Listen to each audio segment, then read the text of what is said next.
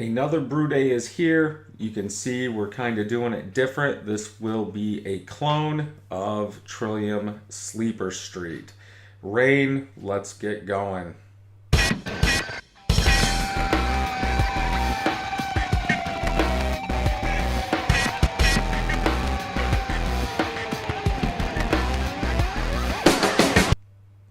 So I did make a starter for this as the gravity was over 1060, and I usually make starters. So if you have not, go ahead and check out my starter making video using water and DME.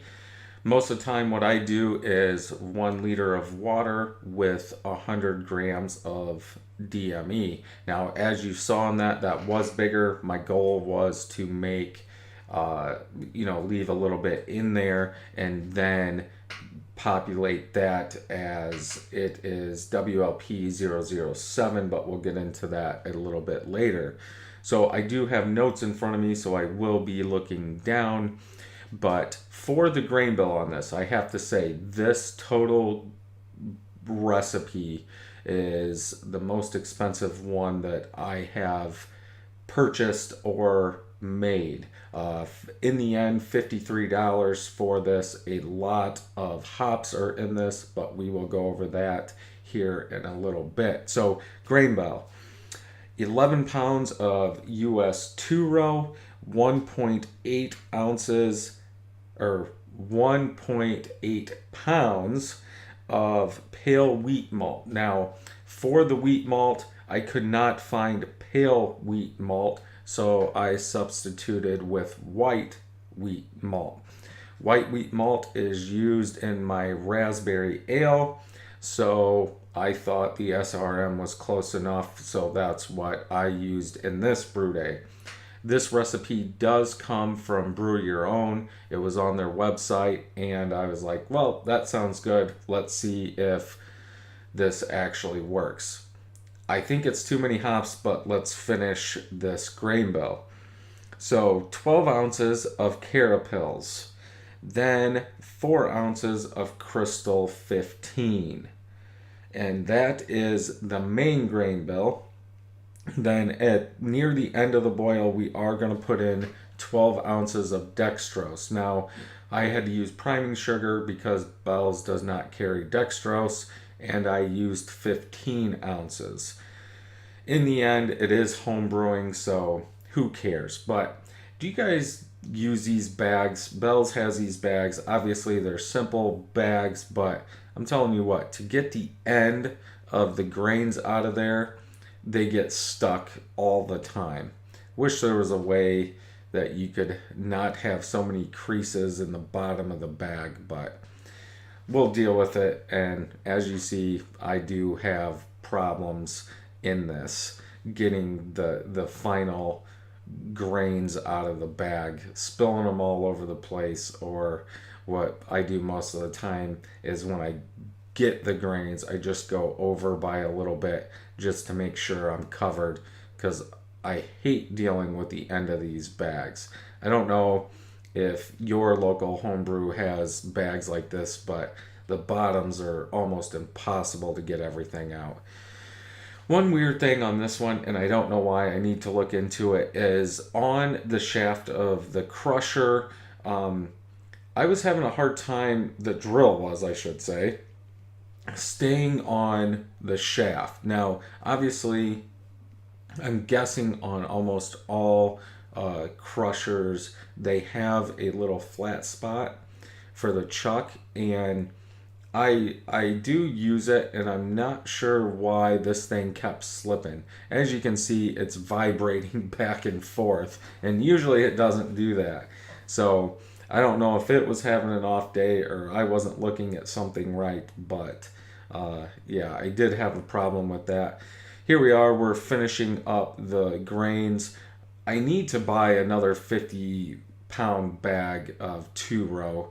It is cheaper, and actually this 10-pound bag is more expensive than just buying 10 pounds of just flat grain.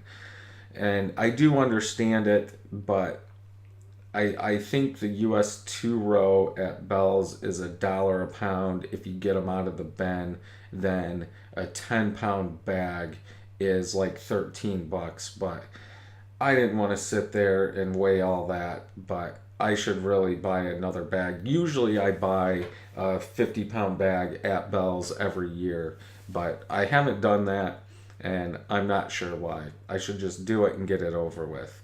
But yeah, pretty simple grain build. There is a lot of grains, so we have about 13 pounds of grains in this one.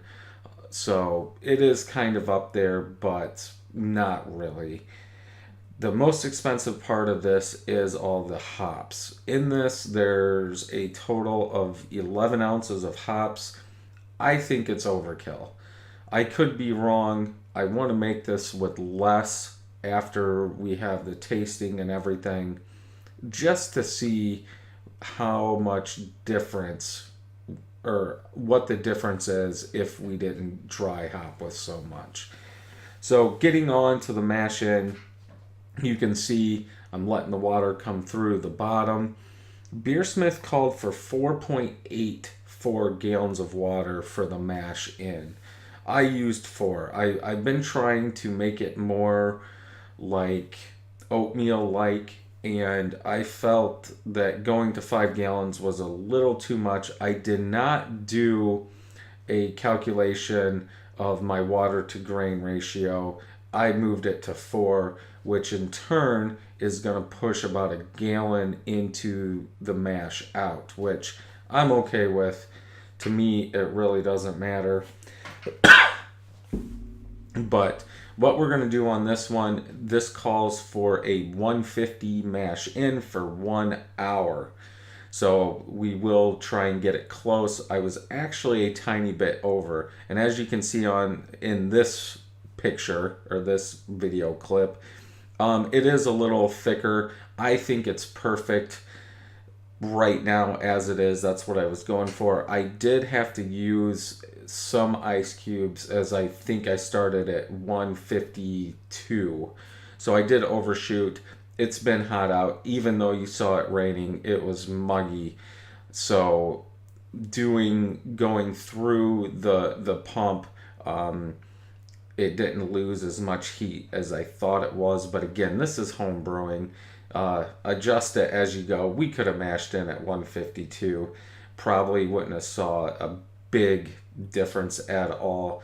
But I'm guessing they want a 150 so that way we get some more simple sugars and we can drive the ABV up. As per Brew Your Own, this was supposed to be a 7.7% beer.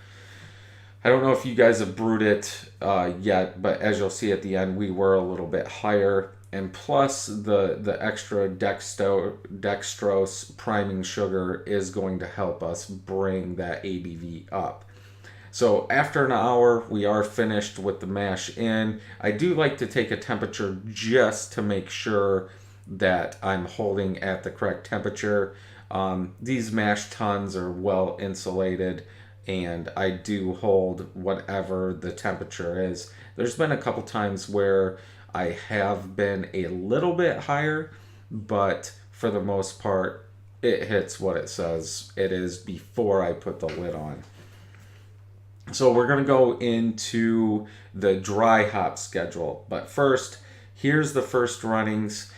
Then the bottom is the second runnings. I don't know how well it's going to come up. You can tell a difference. Obviously, we're getting more of the sugars out of the first pour-off than the second.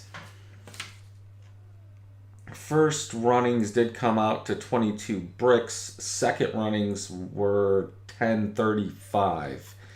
And most of the time when I use my hydrometer or refractometer, whatever it's closest to is what I go with. As you can see, because we had to add, and it's already done, I had to add the extra water. We were pretty full in the mash tun. So Beersmith called for a pre-boil gravity of 1057. We hit 1045. So we are lower. 60-minute boil. First hop addition is at the start of the boil, 1 ounce of Columbus.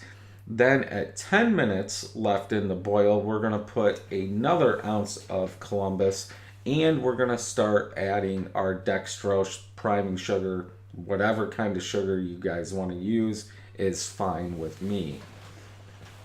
Now, I treat this just like an extract.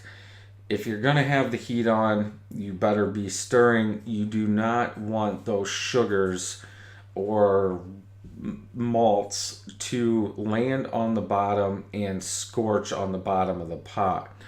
If you really wanted to, you could turn off the gas or heat source and put it in there, then turn it back on and bring it up to a boil.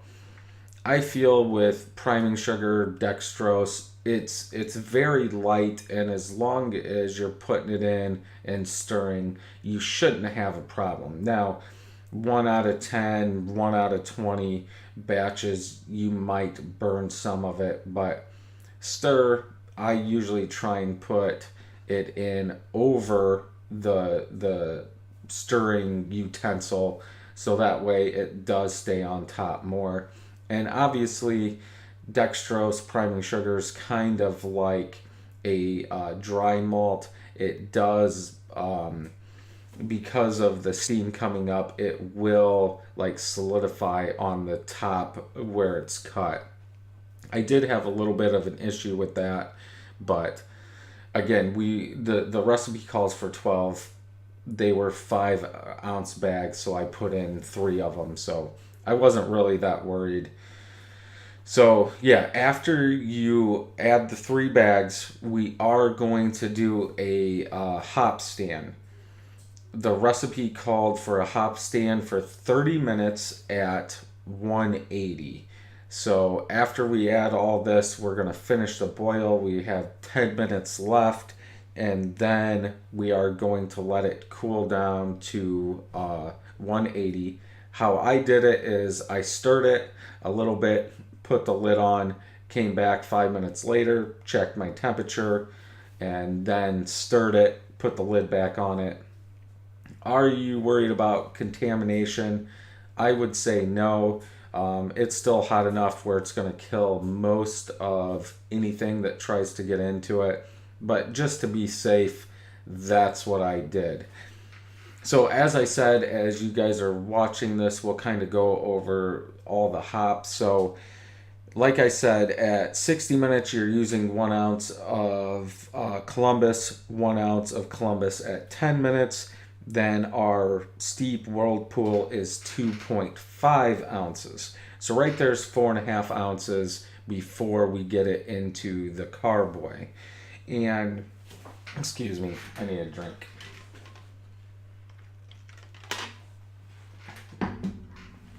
So on this one, for the dry hop, we're going to dry hop, I would say max 5 days. It's up to you how you want to do it. Anything over 5 days is overkill to me. 3 days is best, I think, but that's my opinion. You guys can go with what you want. For the dry hop, 5 ounces of El Dorado and 1.5 ounces of Columbus. To me, this is overkill. 11 ounces of hops in this beer, I think it's overkill. I think you could go down to 3 ounces of El Dorado, and that's probably pushing it.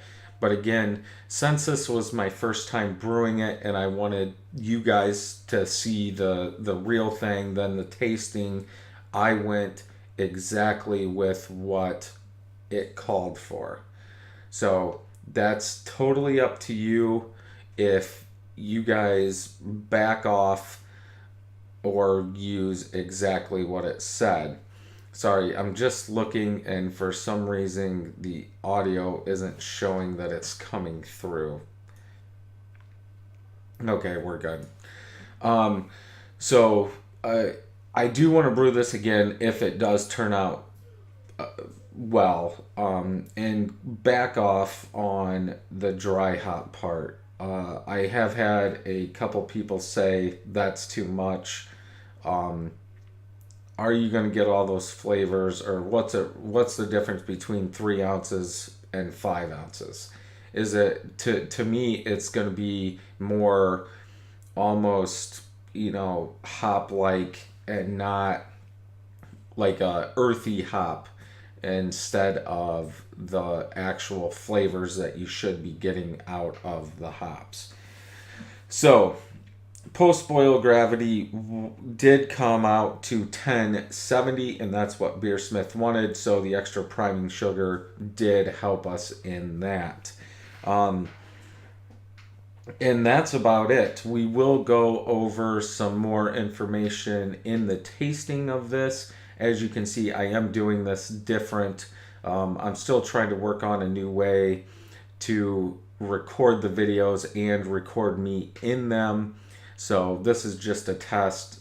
So we'll see how it goes. So let me know if you guys have any questions. Thank you for joining me. Don't forget to hit that thumbs up or thumbs down. If you don't like this video, make sure you subscribe, hit that bell so you get notifications. And until next time, happy brewing.